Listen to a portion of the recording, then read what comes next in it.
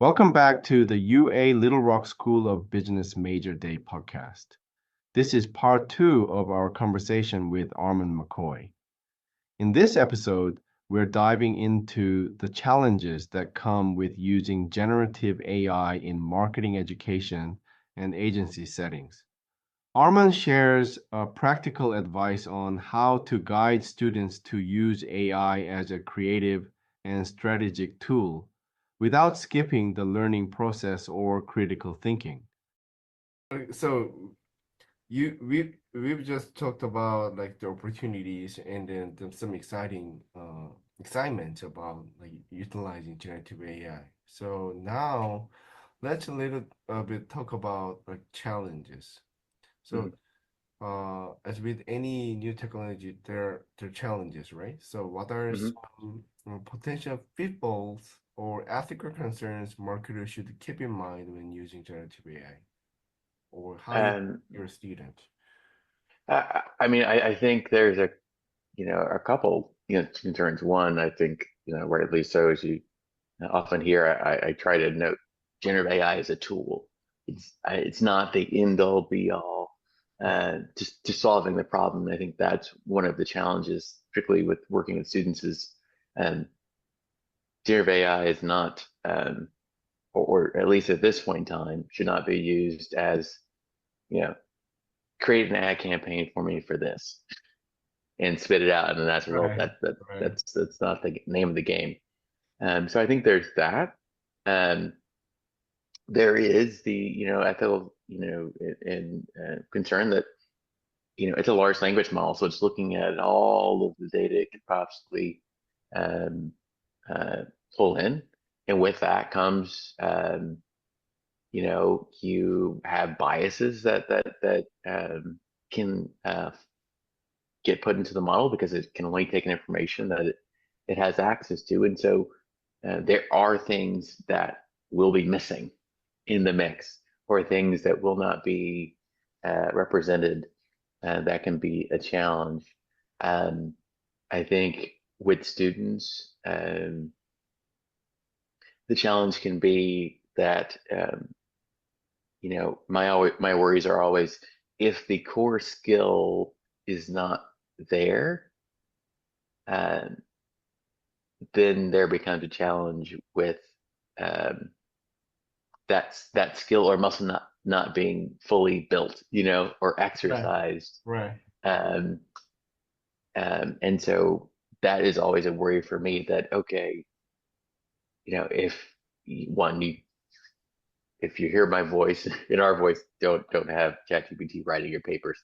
Um, um, but being able to utilize it maybe for a differing perspective, or is there a question? I do enjoy generative AI, after I maybe worked through a series of questions, or that I'm potentially thinking about or posing, just asking, is there some other perspective I'm not thinking about, or a thought starter, and to get my brain working and moving. Um, I think that's fine. But I think, yeah, there is definitely challenges, and its impact on the industry. Whenever technology is implemented, there's both positives and negatives. There is always, a yin and a yang Mm, uh, to what happens. It's will help with efficiency, but also it impacts the human side of any business or organization. So yeah, there is both positive and negative. right, It's not just black and white. There is a gray to it. right. So, you you just pointed out, I think, like very important part about generative AI, how to use generative AI ethically or Mhm. effectively.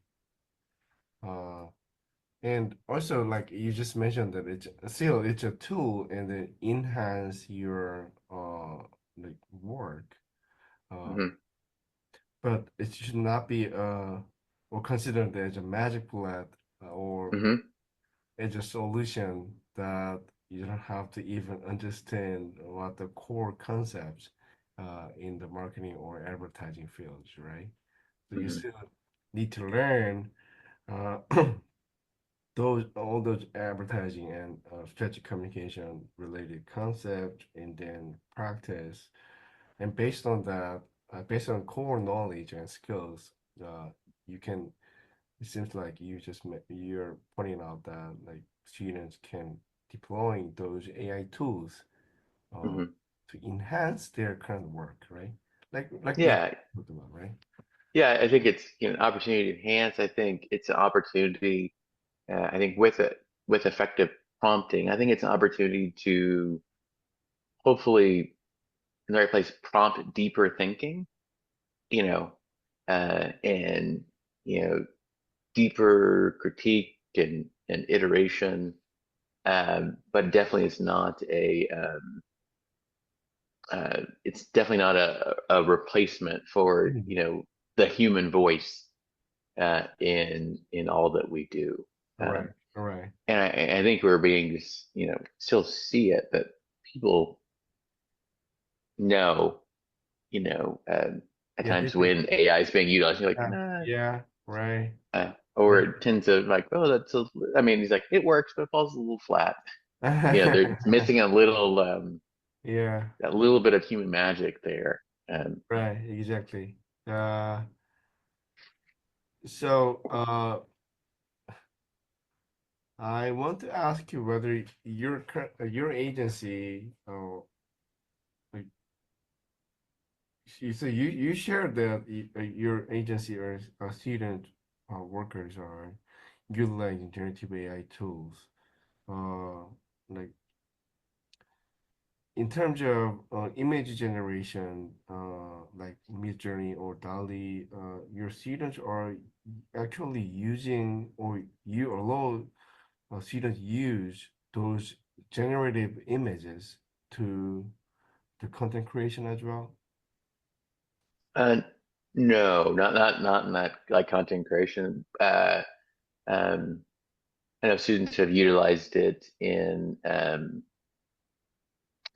initial concepting, or idea, iteration, things of that nature, but not in content generation for a client Oh, um, per se. It's not like it's been, in a final product, but idea generation of, um, you know, maybe I'm thinking of something like this, or um, here's, where I could see this, piece of creative living. Um, or sometimes I know that we use it in things like trying to develop a mood board. Here's kind of a mood board of what we're thinking related to that. So not its integration into a final product, but just a great place as they're in that kind of research iteration phase, and just giving them again another tool for them to express and be able to communicate um, what's in their mind in a way that they can that they can get it out into the world, or into their team. Because one of the challenges is you can have a great idea in your head, but if you can't get it out in a mhm. form that others can take it in, um, that can be difficult. So I think it's a opportunity for folks to be able to just express themselves in a way Okay. that So, normally it would be harder to. um, okay.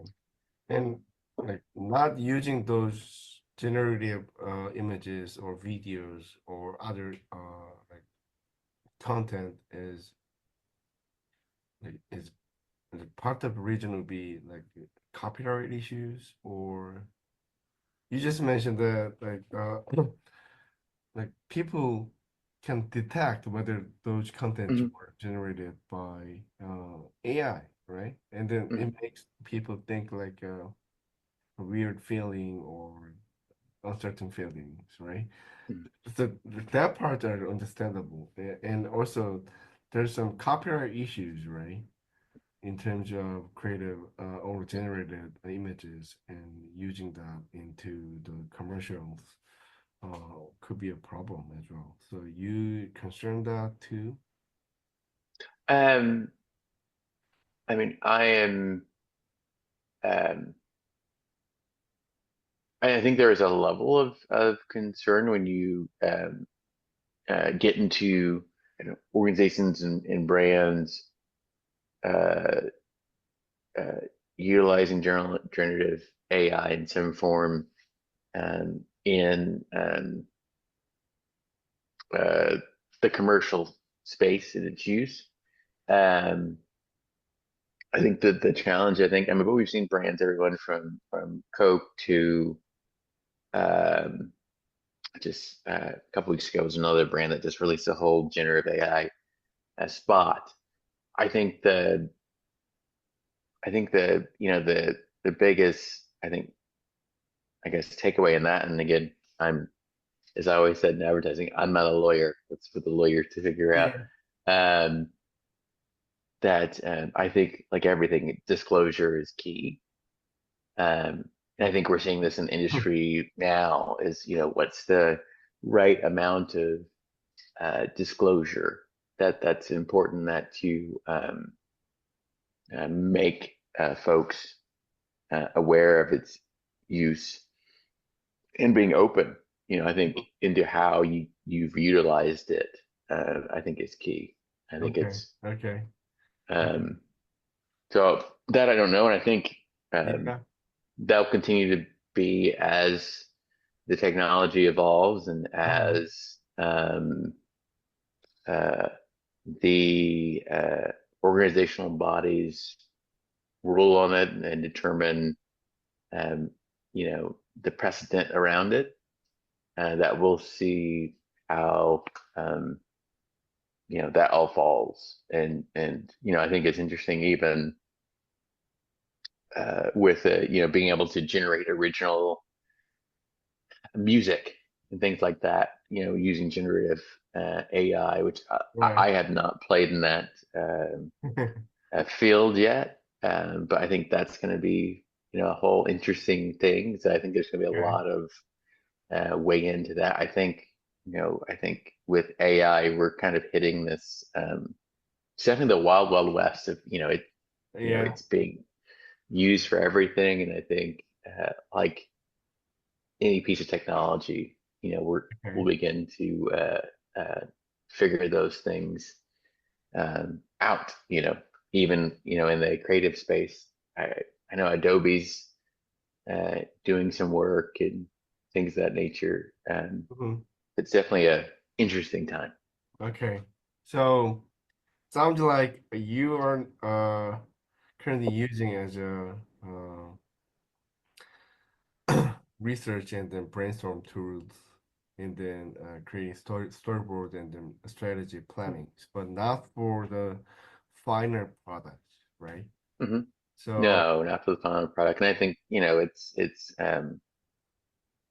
particularly within the student agency art, my goal is to make sure that I'm preparing them for the industry that they will enter. So I think exposure is mhm, important. mhm, But having that you know kind of safeguard rails of mhm, when it's key and important that you build those critical skills and ability to do it, um, and things of that nature. And so them growing those skills as designers and copywriters is yeah, critical. Um, um, but the opportunity to maybe deepen the thinking or getting a different perspective that you may not have gotten as a group, that's and okay, definitely helps to kind of give you the opportunity to kind of figure out where else could we be digging to find right. that insight to get us moving Yeah, to that big idea. I mean, yeah, especially uh, because it's just you're directing a student run agency, so learning and then practicing and then creating those commercials or like commercial content or should be balanced, right? Hmm. And that's how you make the balance between generative AI and the core knowledge and then student work. right? So Hmm. sounds fascinating. Great. Wow. All right. Then I think you really provide a great insight and an advice for the future careers, but let's talk a little more about it.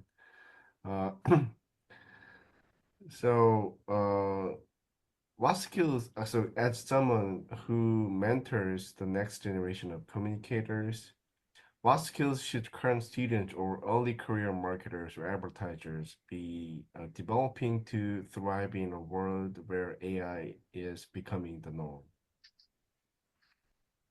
I think there are a couple of core skills, Yeah, um, and I think a couple of core skills are going to be, which are critical, critical, uh, is critical thinking, you critical. know, Yeah, deep thinking, continue to grow that skill to be willing to wrestle with the topic. I think it's emotional intelligence.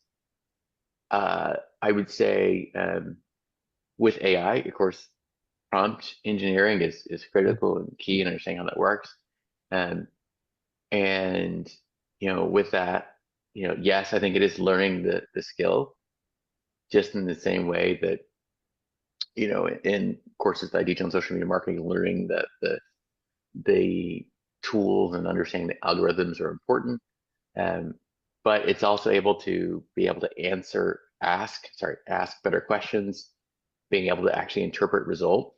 right, What is the story the data is telling us? right. And generative AI can help you uh, crunch the numbers, uh, maybe help to um, make the picture a little bit clearer.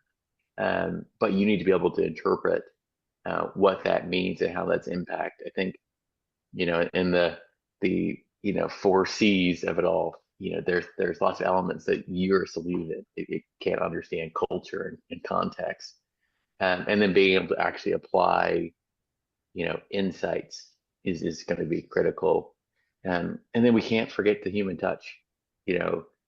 That students still need to be able to collaborate, still have ethical understanding of what our mission is, and that storytelling still wins.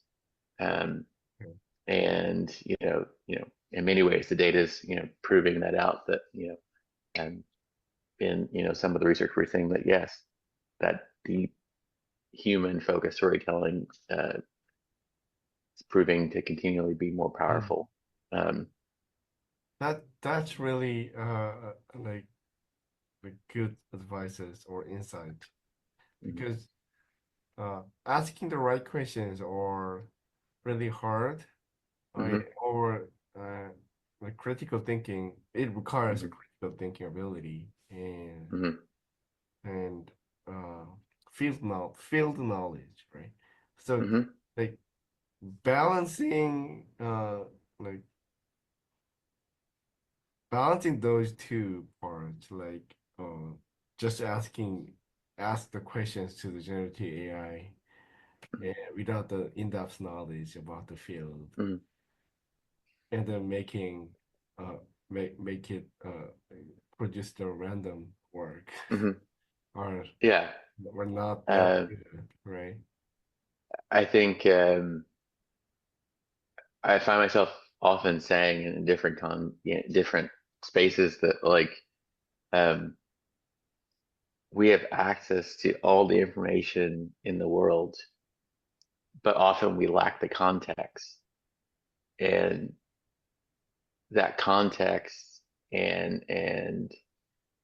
and perspective and experience and skill is critical um, to that, because if you don't have context, words are just words, you know. Um, Context helps Mhm. give meaning uh, and perspective to things. And so I think that's where it's like you have to have that um, core skill set and strength, and have exercise that muscle um, for you to see um, how the information could benefit you or give that perspective. If not, it's just you know, words coming out of a prompt engine Yeah. that don't have meaning. Right. So, like, it seems that you have some special or like some know-how or Hmm. knowledge about balancing those two and like between uh how can I explain? So students always, or I even have a temptation to just ask the ChatGPT to do things and then like do the work for me, right? But it will not, like you just mentioned, that it will not grow your muscles, right? Hmm. You need to exercise like exercising. You need to train yourself and then build your muscle, like critical thinking muscles, right? So Hmm. how do you have any know-how to stop students using random ChatGPT works? That concludes part two of our conversation with Armand McCoy. From classroom strategies to creative exercises like Wash Your Pig, we explored how educators can help students build critical thinking skills while using AI to expand their ideas. Coming up in part three, we'll shift the focus to the future, how generative AI may evolve in the next 3 to 5 years, and what that means for marketing professionals. Don't miss it.